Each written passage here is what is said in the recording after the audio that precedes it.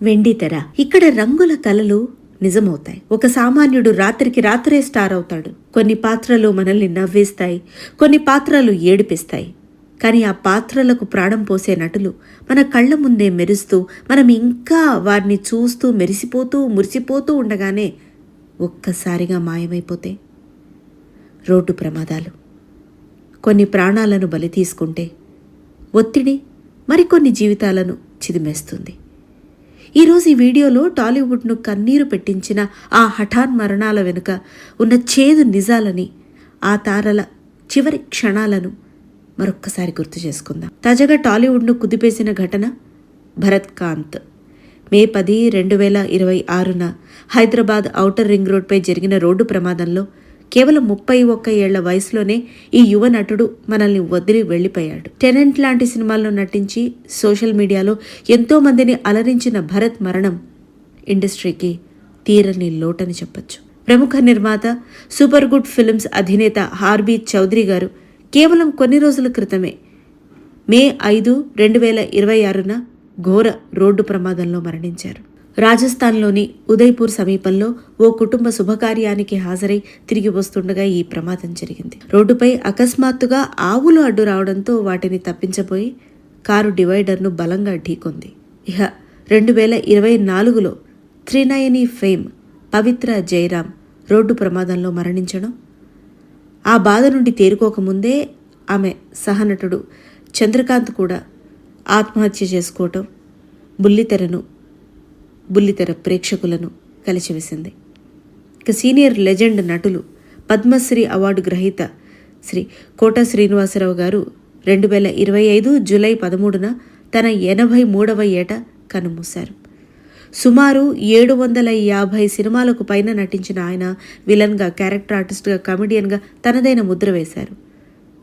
ఆయన చనిపోయిన ఒక నెలలోపే వారి సతీమణి కూడా కాలం చేశారు. ఈ మరణాలు టాలీవుడ్లో ఎప్పటికీ మర్చిపోలేం. టాలీవుడ్ చరిత్రలో ఉదయ్ కిరణ్ మరణం ఒక మాయని మచ్చ. వరుసగా 3 బ్లాక్ బస్టర్ హిట్స్ అందుకున్న లవర్ బాయ్ 33 ఏళ్లకే బలవన్ మరణానికి పాల్పడడం ఎవరూ జీర్ణించుకోలేకపోయారు. హైదరాబాద్లోని శ్రీనగర్ కాలనీలో ఉన్న తన నివాసంలో ఉదయ్ కిరణ్ ఉరివేసుకుని ఆత్మహత్య చేసుకున్నారు. వరుస విజయాల తర్వాత ఆయన కెరియర్ ఒక్కసారిగా డౌన్ అయింది. దాదాపు 10 ఏళ్ల పాటు సరైన హిట్లు లేకపోవడం, ఆర్థిక ఇబ్బందులు, మానసిక ఒత్తిళ్లు ఈ నిర్ణయం వైపు ఆయన్ని నడిపించాయి. అప్పట్లో ఈ వార్తలే వచ్చాయి. ఒక స్టార్ హీరో ఇలా బలవన్ మరణానికి పాల్పడడం అప్పట్లో దేశవ్యాప్తంగా సంచలనం సృష్టించింది. క్యారెక్టర్ ఆర్టిస్ట్గా మొదలుపెట్టి హీరోగా, మళ్ళీ మగధీర వంటి సినిమాలలో టాప్ సపోర్టింగ్ యాక్టర్గా ఎదిగిన ధీశాలి శ్రీహరి గారు. ముంబైలో ప్రభుదేవ దర్శకత్వంలో ర్యాంబో రాజ్ కుమార్ సినిమా షూటింగ్లో ఉండగా ఆయన అకస్మాత్తుగా తీవ్ర అస్వస్థతకు గురయ్యారు. వెంటనే ముంబైలోని లీలావతి ఆసుపత్రికి తరలించినప్పటికీ చికిత్స పొందుతూ కన్నుమూశారు. ఆయన కాలేయ సంబంధిత వ్యాధితో మరణించారని వైద్యులు ధృవీకరించారు.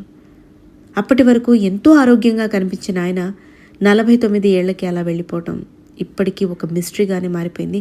ఆయన కుటుంబం, మరీ ముఖ్యంగా ఆయన సతీమణి డిస్కో శాంతి గారు ఇంకా ఆ బాధ నుంచి కోలుకునే ఛాయలేవి కనిపించట్లేదు. They are living with that grief.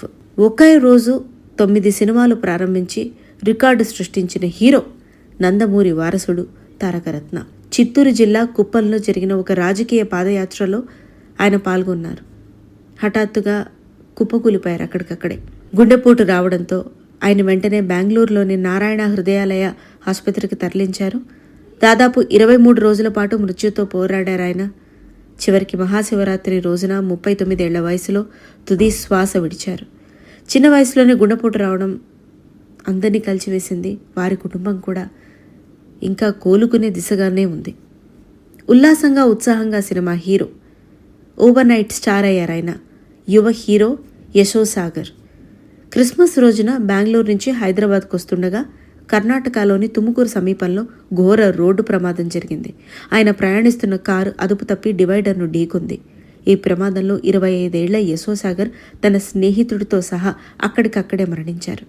కేవలం ఒక సినిమాతోనే తెలుగు ప్రేక్షకుల మనసు గెలుచుకున్న ఈ యువ నటుడి కెరియర్ అలా విషాదంగా ముగిసిపోవడం చాలా బాధాకరం. నటీమణుల విషయానికి వస్తే అందం, మరియు అభినయంతో ఆకట్టుకున్న సౌందర్య గారి మరణం ఇప్పటికీ టాలీవుడ్కి అతిపెద్ద షాక్. 2004లో హెలికాప్టర్ ప్రమాదంలో ఆమె సోదరుడు మరణించినప్పుడు ఇండస్ట్రీ అటు ఒక మంచి ఫ్రెండ్, ఆమె సోదరుడు రూపంలో మంచి వ్యక్తిని, ఇటు ఒక దేవతనే కోల్పోయినట్టు భావించింది. గ్లామర్ క్వీన్ ఆర్తి అగర్వాల్ మరణం కూడా విచారకరం. సర్జరీ వికటించి ఆమె చిన్న వయసులోనే గుండెపోటుతో చనిపోయారు. ప్రత్యూష అనుమానాస్పద స్థితిలో మరణించారు. భార్గవి హత్యకు గురయ్యారు. వీరి కథలన్నీ కన్నీరు తెప్పిస్తాయి.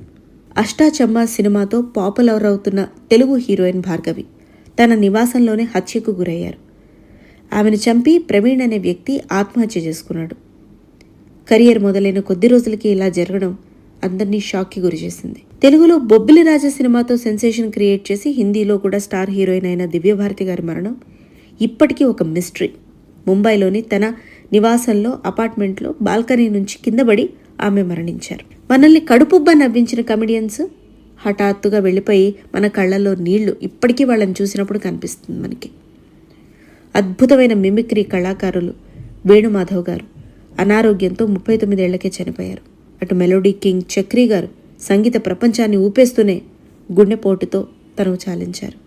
ఐరన్ లెగ్ శాస్త్రి గారి నుంచి ధర్మవరపు సుబ్రహ్మణ్యం గారి వరకు ఎంతోమంది లెజెండరీ నటులు హఠాత్తుగా నిష్క్రమించారు. మరణం ఎప్పుడు ఎలా వస్తుందో ఎవ్వరూ చెప్పలేరు, ఎవ్వరికీ తెలియదు. కానీ వీరంతా భౌతికంగా మన మధ్య లేకపోయినా తమ సినిమాల ద్వారా, నటన ద్వారా, తాము చేసిన సినిమాల ద్వారా, ప్రొడ్యూస్ చేసిన సినిమాల ద్వారా ఎప్పటికీ మన గుండెల్లో జీవించే ఉంటారు. ఈ నటులలో మీకు ఇష్టమైన నటులు ఎవరో కింద కమెంట్ సెక్షన్లో తెలియచేయండి. అలాగే వీరి ఆత్మకు శాంతి చేకూరాలని మనం కోరుకుందాం.